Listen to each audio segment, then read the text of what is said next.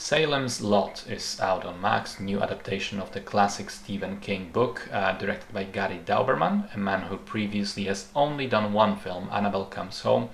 This movie stars Lewis Pullman and was actually completed all the way back in 2021, 3 years ago, delayed multiple times and changed from a theatrical release to a streaming one. And having seen the film, I can understand why.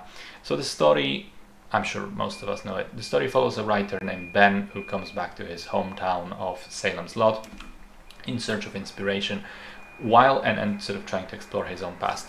While there, a series of disappearances seems to begin to plague the city and appears to be connected to an old house on the hill, now bought and sort of lived in by a man named Barlow, who turns out to be a vampire hellbent on turning the entire city into his undead slaves.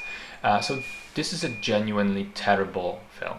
It looks and feels and moves like a 1980s D-movie schlock, shot on low budget with awful performances, awful special effects, weirdly oversaturated shots, and lots of inexplicable fog everywhere.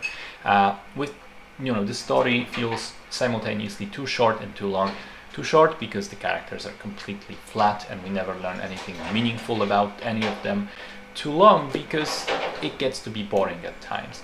The mechanics of the story are dumb as bricks. The days in this town are seemingly 2 hours long. The characters make nonsensical decisions all the time.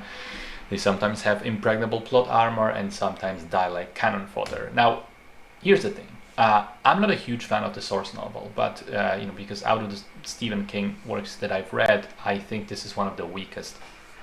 But I will say that it's strong in aspects where King's writing usually shines the most, which is character work, the world building of small American towns, and using everyday small evils as the canvas on which he projects the great world-ending ones. None of that is present in the movie. It feels like the director just doesn't understand why any of these aspects worked and forgoes all of them.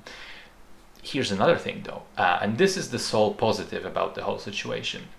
This is one of those movies which are so bad they're good, in terms of being an actually goofy and funny movie that you can put on to watch with a bunch of your friends getting drunk or high. Put it this way, I laughed all the way through basically every single scene which was supposed to be scary, and a lot of them felt like I was watching a spin-off of What We Do in the Shadows, like it was parodying itself.